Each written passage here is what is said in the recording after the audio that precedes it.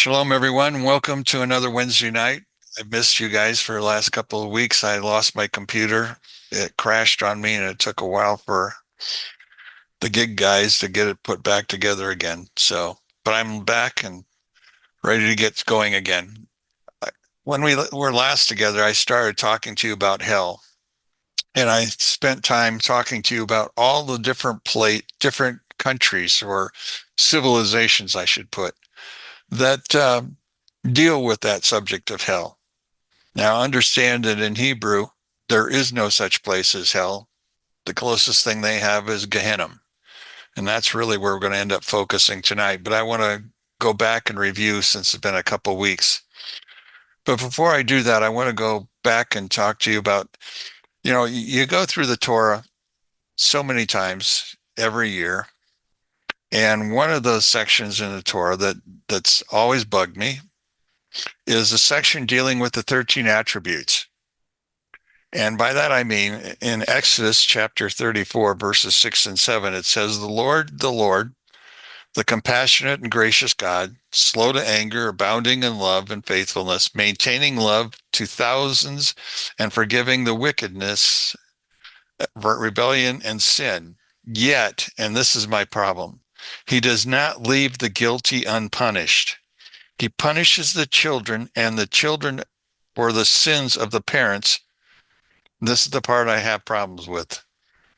Punishes the children for the sins of the parents to the third and fourth generation. Now, in some of the commentaries, they attempt to explain it by saying that at this particular point, what they're really talking about is the fact that we're more susceptible to a certain set of sins because of what happened earlier. But then that bothered me, because why should I be susceptible to the sins that somebody else has committed? And especially if I'm talking about my great grandfather, why would I have that problem? But so I've constantly thought about it. And it wasn't until I studied the book of Job that I finally came up with an answer that I could at least accept. And so I'm going to try to share it with you tonight. But as we go through this, we're talking about the ideas of heaven and hell. Now, next week, I think I will talk to you more about heaven, which really doesn't exist.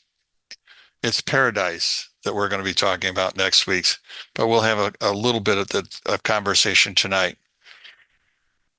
When I go back and think about hell, I go back to the Torah. There is no mention of heaven or hell when you read about the fall of Adam and Eve. None. Just that they're evicted from the garden.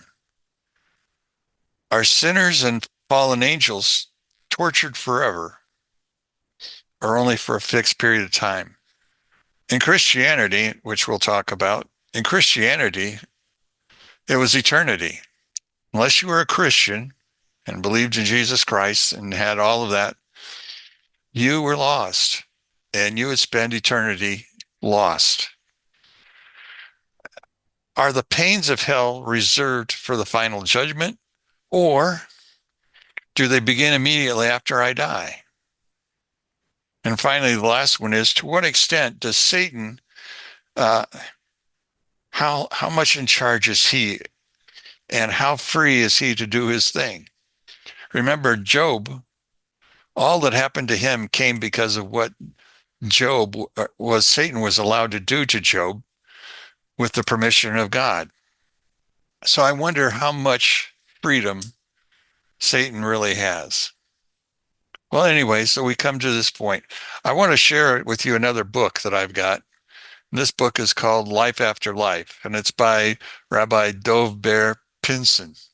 He's a Chabadnik. He lives in New York City, and he wrote this book, and it deals with afterlife, what it is, where it's done, all that goes with it. And so I'll be dealing with some of the portions in there that I've left in my notes. So let's go back and think for a second. I think I started by sharing with you the Mesopotamia, or the Mesopotamian Valley, which was really dealing with the Sumerians, it's dealing with the Babylonians, it's dealing with the Arameans, it's dealing with a lot of different groups who lived in that Mesopotamian area, the area where they think the original Garden of Eden was. as you go through it, you begin to see that there was a lot of information that they had, but it wasn't very understandable. They shared stories about the culture that was there. But again, the traditions did not lead us towards hell.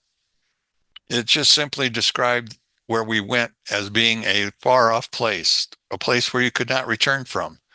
It was typically some place that you were sealed and you were barred from anybody getting in or getting out. And that was their idea of where you went. Now, in Egypt, the tombs and the pyramids and the necropolises and all those things gave us some understanding about the state of the dead. The dead really were moving into another dimension as they began to look at it, similar to what the Mesopotamian people were thinking. But the difference was now we had ranks and orders. If you were a pharaoh, you went someplace else. If you were just a royal member, you went to another place. And finally, well, if you were a regular peasant, good luck to you. Because you see, your life depended on what Osiris decided. You had to go through prayers and understandings and teachings in order to basically, well, whatever he finally decided. So you were at his mercy as you went through this whole process. Now, there was this book that was called the Egyptian Book of the Dead. And the Book of the Dead really deals with the journey that one would take to get to this place, wherever you were going to go. And the place would be in the underworld. There would be 10 to 12 zones, areas where you could actually go into. And you would spend your time in those particular areas being judged. And again, the judge was Osiris as you were going through it. If you went from there, you went to the Greeks and the Romans, because those were the ones that basically are giving us our Christian understandings, which I found to be rather fascinating as I was going through it, because I ran into well, he was a doctor, what was his name? Dr. Taylor. Oh, no, Dr. Thomas F. Matthews. You see, Thomas Matthews was a Christian. In fact, he's an Armenian Christian. And so he decided to study this. And he went back to find out some of the things that we just don't normally look at. One of those is a character called Dionysus, which was the god of grapes or god of wine. But he had lots of other titles and other things that he was responsible for. And he had a great number. Well, let's put it this way.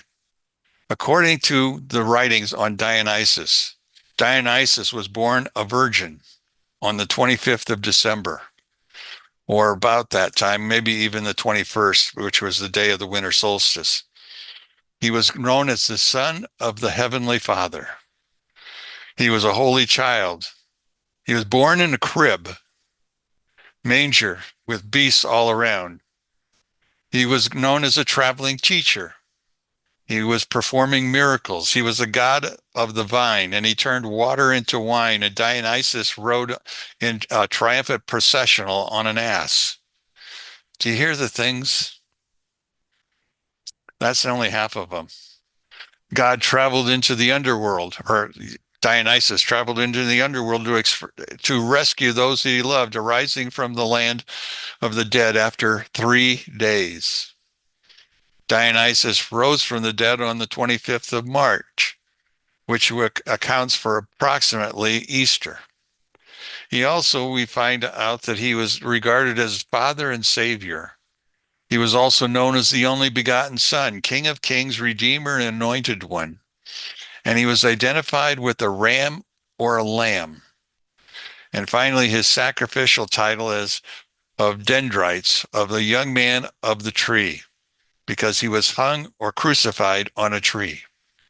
That was Dionysus. So many of the things that ended up in Christianity really came out of the Greeks and the Romans. And so, again, nobody really had a handle on exactly what it was like, or what hell was supposed to be, or what it was like after death, because it was never discussed. When I was studying Job, one thing I learned was that Job simply thought he was going to die, and they would bury him and it'd be quiet, and everybody around him would be quiet also. And he'd be buried with the good and the bad. Made no difference. They all would suffer the same thing. And that would be the end of it. So the end was quite different. So there was a change. Now there was some understandings that made it a little bit different. We understand the fact that there was another religion which was coming along called Islam. And Islam also impacted Christianity as it went through. You see, according to them, they did have a hell, but the hell's name was called Jahannam. Jahannam. And Allah was the sovereign God. He was the ruler. And individuals and nations, there was a definite difference between those who were righteous and those who they called infidels or the wicked. One made a choice. That choice determined whether you're going to go into the world of paradise or whether you're going to go into the other world, Jahannam. So again, this all happened, and they began with another interesting fact: resurrection. Now, Jesus was resurrected, but this appears to be another entirely different concept of resurrection. They raised the dead, they reunited their body and their soul. And they made that very, very clear. Judged them one by one, committing each individual as he deserves the joy of the garden of paradise, where the terrorists would go to the fires. There they would spend eternity. So you had one chance, and that was it. Which made me wonder, I'm a finite being. Simple. God is an infinite being. Why would an infinite being take a finite being and cast him out forever? Where's the concept of love and understanding? God is a God of mercy. I continually hear that no matter where I'm going, that he's a God of mercy. But yet at the same time, there's no room for these and those, only the followers. That's it. So I began to question it. Now, when I was reading through the New Testament, oftentimes I'd find the word hell. In fact, it's there 12 times if you want to go back and count it. But the problem was in Christianity, the early Christians thought hell was up, not down. They thought it was a place in between where they were going, and that was how they described it, as an intermediary place. Now, when I was reading the book of Second Peter, you can tell I have a Christian background. When I was reading the book of Second Peter, they had an understanding that when we died, those before Christ came went to a place called behind the chains. It was not a burning hell. It was just there. It was where you would wait until Jesus came down and brought you out on this. Remember in Second Peter, he would go and down and brought out the people. Well, that's where they were right at. Those who were evil remained there. That was their hell. So there was two different ways of looking at things. But it was at that point in time I began to really look hard to try to understand. So I went to the Jewish understanding. And you see, the Jewish understanding didn't really start until about the time of the first temple's destruction. Up until then, everything was okay. You lived and you died. That was it. That was the group that was known as the Sadducees, who really ran the country for the most part. The Pharisees thought there was something afterwards, and they began to think about it after the destruction of the first temple, because they had an idea that there was going to be a Messiah coming and everything would go back to where it was. Well, by the time the second temple was destroyed, the idea of heaven and hell became truly understandable. But again, it was not called hell, it was called Gehenna. And later we're going to find out there's more to that story. But the effectiveness of this is the fact that everybody had a Hellenistic background, because remember, Greeks began to overpower Israel in between the first and second temple. And there was a problem between the Antiochus Epiphanes, bringing the Greek culture in. So things were changing. And so Gehenna was evolving. Not only was Gehenna revolving, so was heaven. Where was it? What did it look like? In fact, there is no heaven. There's only paradise. That's where Adam came from. So when they died, the understanding was they would be going to paradise, not to heaven. But Gehenna is an actual place. Gehenna is just to the south and the west. No, south and west of the city of Jerusalem. It was land that was owned by a man named Ben or Gay Bene Gay Bene Gehenna. That was his name. Now, that land was later used by Solomon's wives to establish their own worship. And part of their worship had Moloch, and Moloch sacrificed children. That was part of their religion. So Gehenna then began to look like fire, and that's what Gehenna became. Now, before that, it was just simply a dark place, but it begins to change and it begins to grow in a different way. Now, at the same point in time, another thing began to happen.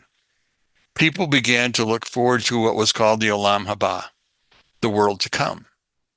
Because it was during the time of the Second Temple when it's destroyed, what do we have to look forward to?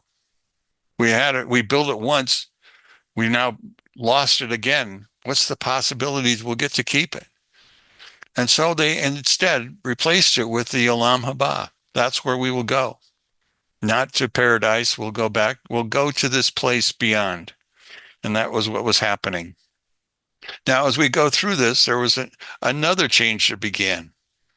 You remember where it talks about in the book of Hebrews, if you're a Christian, 9:27, because I read Hebrews all the time. It says, and it is appointed unto men once to die, but after this comes judgment. Well, that began to be looked at differently. That was a Greek understanding. That was not a Hebrew understanding. You see, the Hebrew understanding is that we have a chance to rectify. How do we go about that? That's that process that I started out with my question in the beginning. Remember the first verses when I went back and read the attributes. It says, he does not leave the guilty unpunished. He punishes the children and their children for the sins of the parents. Actually, what he's talking about, the parent is the first generation. The children is my return in order to complete what I was brought here for. The third generation is if I still didn't complete what I needed to do, and I would come back again. And the fourth generation. So if you go back to the book of Job, you'll find out that that's exactly how it's going to be played out. And we'll get there in a little bit. But understand there was this process. It also became something understandable back in the days of David. Because you see, David found himself in a terrible situation. Remember, he was constantly running from Saul. And he found himself one time in an area where he had done a favor for a man, and the man in turn, well, he didn't do much of a favor for David. In fact, David became very, very angry. David decided that he was going to go after him. But the man's wife, Abigail, who later became his wife, stopped him. And there was a verse in the book of Samuel. And that verse in the book of Samuel simply talks about the fact that we die, it doesn't use the word die. I have to find it again. 1 Samuel 29. Pardon me while I open up my Bible. 1 Samuel 29. It's the story of David, Abigail.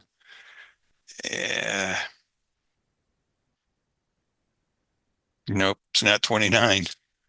Okay. I'll come across it and then I'll remember where it's at. So anyway, they created a word for return. It was called Kaf Hakala. Kaf Hakala, a slingshot. When we die, we are slingshotted back into this world to take care of the sins that we had made a mistake with, something that we did over and over again. I want to read to you from my book. It's called The Spark That Contains the Whole. Though the soul keeps on dividing and subdividing itself, because remember, we were all originally part of one soul, Adam. Adam contained us all. He was both male and female. And so all of us are a part of that. And so as he sinned, there was a scattering. Some people call it the shells that were created afterwards. Well, in each incarnation, it contains integral wholeness and a sense of completeness. Not only is the soul complete and all comprehensive with all 613 energy forces. Remember we had talked about how did the world get started? Three energies, energy, vibration. Remember that? Well, that same concept of energy holds into our system. Only it was divided by Jewish understanding into 613. For a Gentile, it was divided into 7, and actually it was divided into 30. But we got off easy because of the fact that we couldn't remember 30 different things that we were supposed to be responsible for. So we were asked to be responsible for 7. Well, even after the first possessor of a soul passes away, the elements of the soul that became exclusively his remains his. Only the remainder of the soul's reincarnates, and the remainder of it also complete. Think of the soul in terms of a hologram, where the part is like the whole, and the whole is like present within each part. Every pixel mirroring the total's picture. So again, when we come back for the purposes of completing ourselves, taking away all of our mistakes. In other words, we live a life of purity. That's what's happening.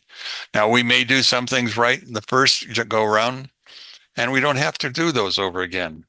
But we have to take care of those things that we made mistakes with. Now, we'll get into the understanding that this is only the beginning of the process. Let me go,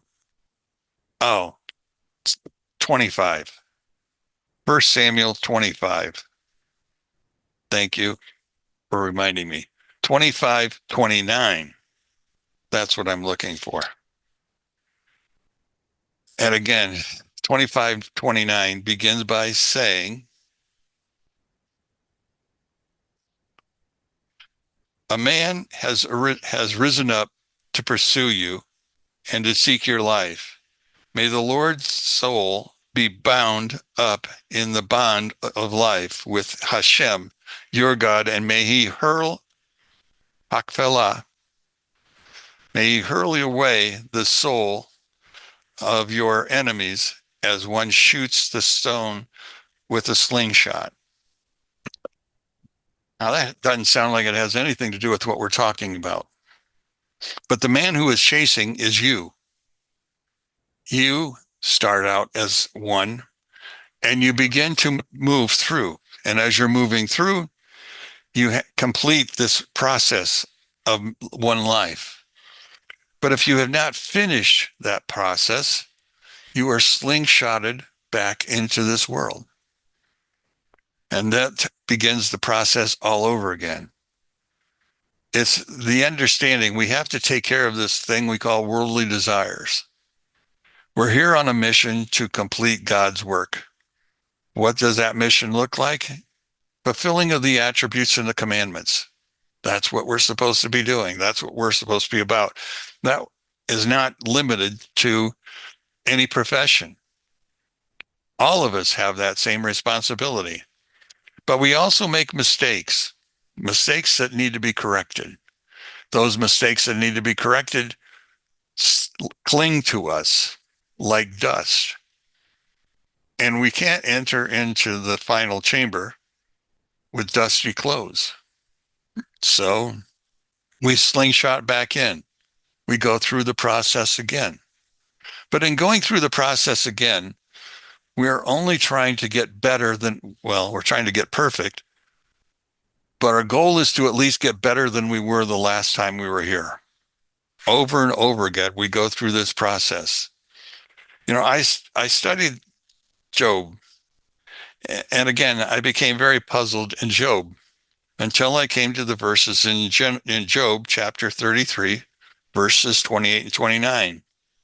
It says, God does all these things to a person twice, even three times, to turn them back from the pit. So in other words, God doesn't want you to go to hell, Gehenna, wherever you want to put it. So he gives you a chance to come back again. And then he comes back again. Now, according to this, it simply talks about four times.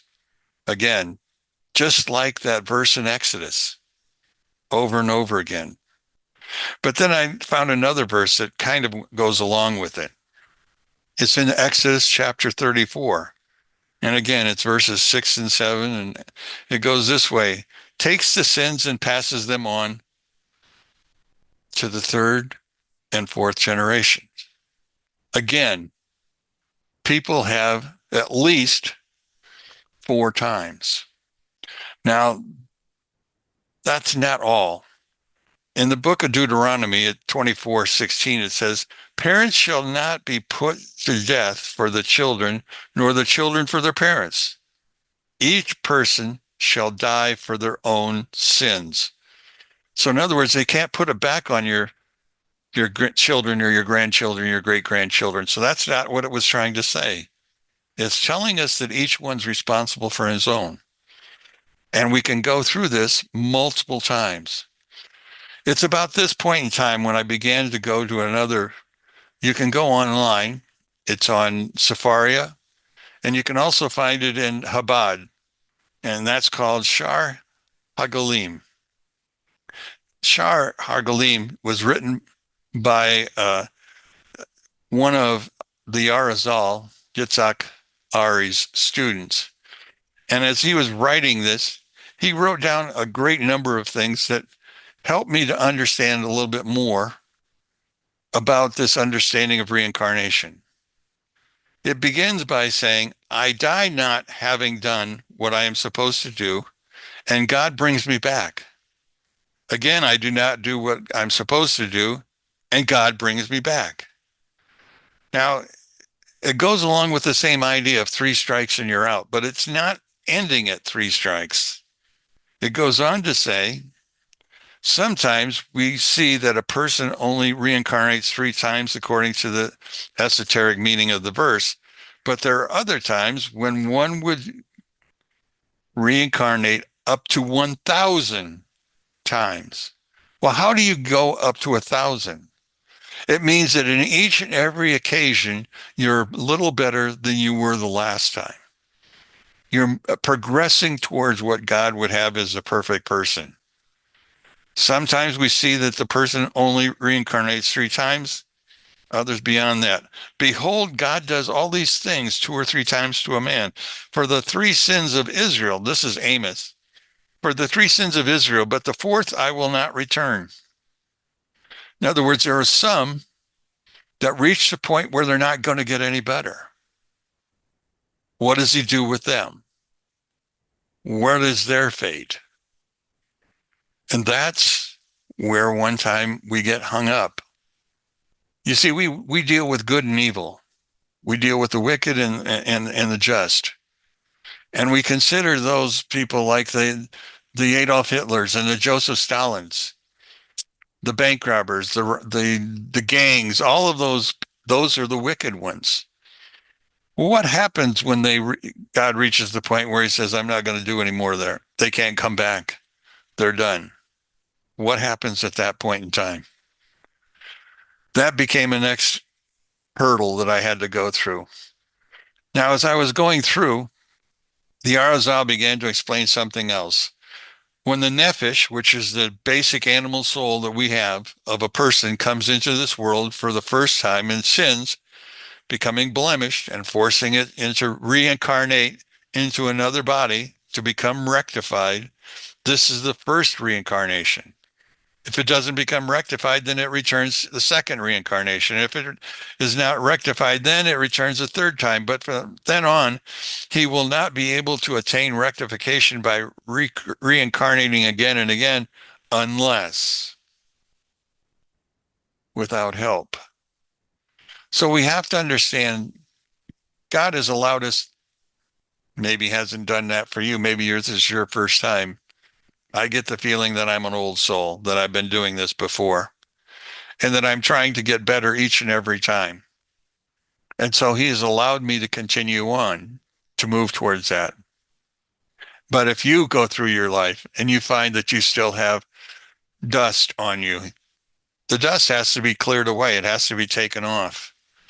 So as we go through, we have to understand that completely wicked will not be allowed to reincarnate more than 3 times. That's the end of it. So where do they go? Well, again, there's an interesting passage that comes out. One who does not achieve any rectification at all is called evil, but one who rectifies even a little is called righteous. Did you hear that? We get credit for trying. Something that not too many religions allow for. They simply one strike and you're done. You're here once, then comes judgment. But that's not the way God is working. Not if I'm listening to the Jewish understanding. He goes on to say, a righteous person may reincarnate as many times to cleanse his sins while he is increasing his rewards. So each time I come, not only am I trying to get better, but I'm also collecting more reward. So it's not that I'm just simply going along. I'm attempting to get better and I'm accumulating rewards at the same time. But the wicked person will be sent straight to Gehenna to burn out. Well, to burn out his sins. That is not an eternal punishment, though. God would not, or God would have none to perish and all to have eternal life. Heard that before? There's another difference between the righteous and the evil person. They will be explained in just a little bit, but I want to give you a story first. The story deals with a man called Elisha. Now, this is not the Elisha that you find in the Bible. This Elisha was known as Elisha ben Abuyah, and he would later be known as the Acher. The word Acher means on the other side. He was a Torah student. He studied his whole life. He knew the Bible. Well, Akiva, Rabbi Akiva, who is probably one of the greatest rabbis that's ever lived, decided that there was a need for them to try to rectify the world. So he and Rabbi Elisha and 2 others went up to paradise. Now, in going up to paradise, the 4 men themselves had a spiritual mission. They were going to rectify the whole world and do away with all the evil that was upon them. Well, when they got there, the world was an orchard. It was called Paradis, or paradise. Actually, Paradis is the real Hebrew word. And Paradis is also an acronym. You see, in order to make the trip up to Paradis, one needed to learn the Bible 4 different ways. First, you needed to learn the Peshat, the simple level. Then you had to learn the Bible with a remez. In other words, there were hints there, something that I was just learning as I'm going through tonight. Then after that, there's what they call the drosh, or the threshing through the material. You're digging in deeper and deeper and deeper. And then finally, there's the sod, which is the secret level. That's the Kabbalistic level. That's the mystical level. So these 4 men went up there having all 4 levels. At least they thought they did. You see, when it's all said and done, the only one who came back from the experience, which did not change the world, was Rabbi Akiva. One simply died. He couldn't handle the vision of the orchard. One simply went insane. And one became an atheist. So four great men went up the mountain. Only one came back normal.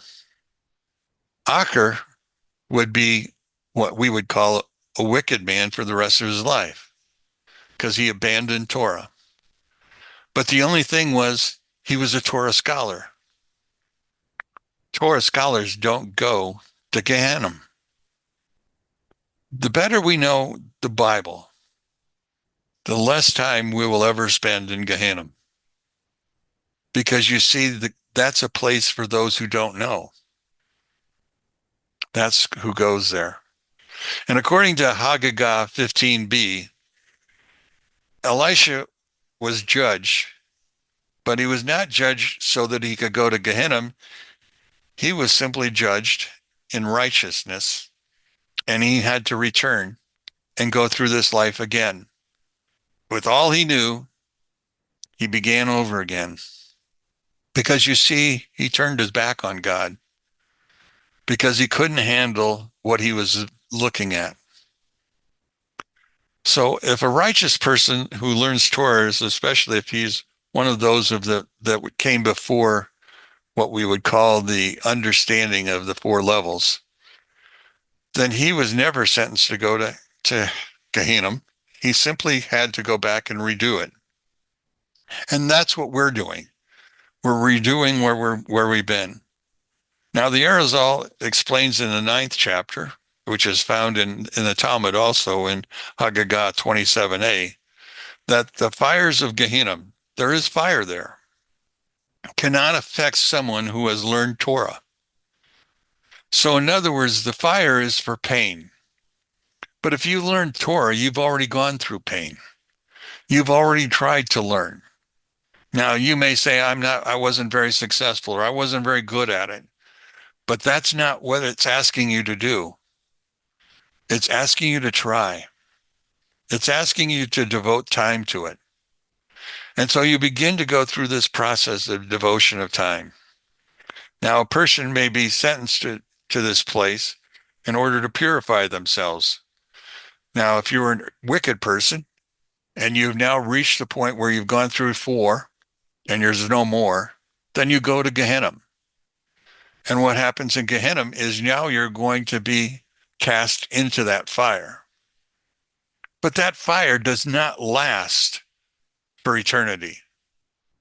In fact, it only lasts 1 year, which seems rather odd. But again, it's the process. How did they come up with the idea of 1 year? Well, there are several scriptures that go with this, but 1 year seems to be what God uses for judgment. First off, there are 5 basic judgments that occur on a 12-month system. The first one is the idea of judgment in hell, or Gehenna. The second was the judgment of the generation of the flood. The flood lasted 12 months from beginning to end. The third one was the judgment that Job went through. He was there for 12 months. The fourth one was the Egyptian deal where Israel was fighting with Pharaoh, and it took a year for the whole process to work its way out from beginning to end. And the fifth one has not yet happened, or it's partially happened, and that's the idea of judgment of Gog and Magog in the time that will come, and it will last for 12 months all through. So there's 5 judgments that are coming that are 12 months in length. Now, when you go, or when your parents went, or whatever have you, if you're Jewish, you find yourself in a situation where the wicked are going to be judged, but you don't want harsh judgment for your family or anybody else who's already gone. So you do Kaddish, or some people call it Kaddish. Kaddish is the idea of prayers. Prayers for, and you try to pray, what you would say is pray through your loved one.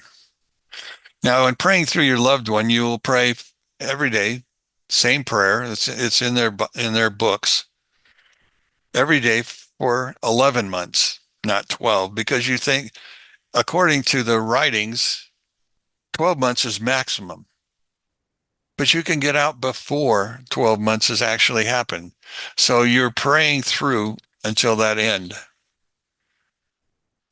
So as I began to think about this, I began to understand more and more that God is omnipotent. He is infinite. He is merciful.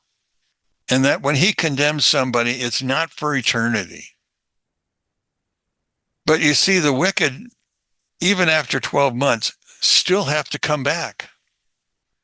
They still have to make up what they've lost. It was just one way to make it easier. But there are some that were so wicked that they didn't come back as people. They came back as inanimate objects, rocks. And if they weren't coming back as rocks, they would come back as vegetation. And if they didn't come back as vegetation, they'd come back as animals. And there's lots of stories in Pirkei Avot that deals exactly with these three groups. And again, if you're coming back as a rock, you have to improve. Well, how does a rock improve? By what it sees, how it reacts to what's going on. We see a rock as inanimate. But if you looked at a rock, it vibrates. It's active. There's that Christian story about the fact that Jesus is crossing this bridge. And as he's crossing the bridge, what happens? The rabbis come out and tell him, tell your disciples to quit praising you. And he says, if they quit, the rocks would cry out.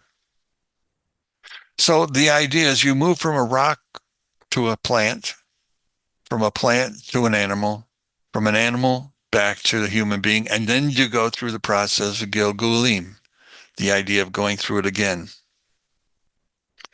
Rav Vital, who actually was the author of Shar Gagolim, wrote in the 22nd chapter regarding the punishment that the souls of the wicked people, they must reincarnate many times to rectify their sins.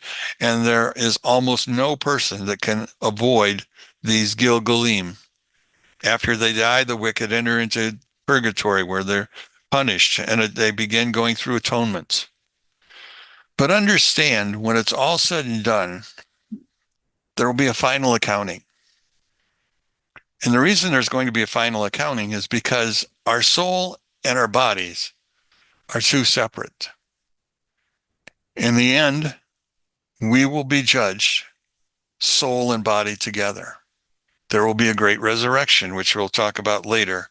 And that resurrection is what we're pointed towards at this point in time. And we're getting closer, closer and closer.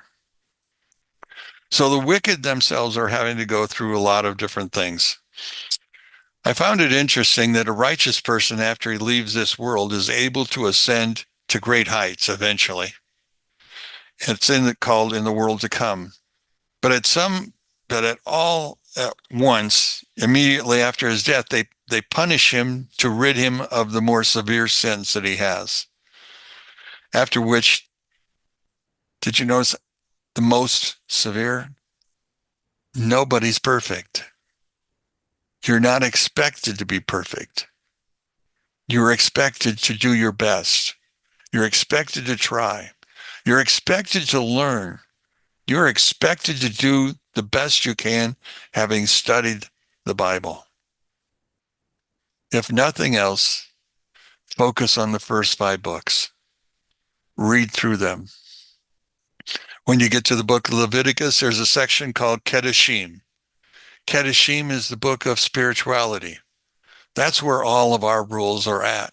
That's what makes us, that's what we're supposed to honor. So we move towards that. And when the time comes to ascend to the higher portions, we have this opportunity because once we're there, we continue to grow. We continue to learn. We continue to move. So those are the things that are going on as we go through this. Rabbi Schneerson taught the positive, deeper meaning that comes with everything is the fact that we are constantly in a state of ascent. Now, we may be knocked down and come back again, but we are trying to move up. We're constantly attempting to rise. So a person is connected to God in the next world the same way he's connected to God in this world. He's attempting to move up. That's all that's going on. That's what's happening to us. In order to merit proper acceleration to ascent faster, one must be doing what he needs to here, completing the mitzvahs, doing that which you are supposed to do. So each day we need to start the idea, I'm going to get better. And this is the first thing I'm going to do. I'm going to pray. I'm going to ask help. I'm going to do my morning studies. That was what's going on. There was a character named Marcus Aurelius Antonius. He was a Roman emperor. You see, this Roman emperor in the first century dealt with a man called Rabbi Yehuda Hanasi. Rabbi Hanasi was a great-great-grandson of David, and he was one of the leaders of the Sanhedrin at that point in time, and there was a great amount of talk between the two. The story goes, the body and the soul are able to exempt themselves from judgment for their sins. So how is this possible? The body says the soul sinned, and from that day forward until my death, and when I departed from him, I am cast like a stone into a grave, and that's the end of it. And the soul says the body sinned from what it did, and that I departed from it, and I am flying like in the air like a bird, incapable of sin. But Rabbi Hanasi says, yes, there's a parable that tells us exactly the same thing. The only problem is the matter is about flesh and blood. The idea is you and I will be judged by flesh and blood and the soul returning together.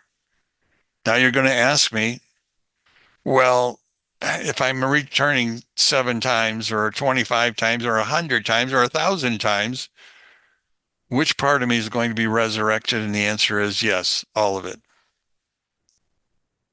All of you will be resurrected because all your soul and all your body will return over and over again.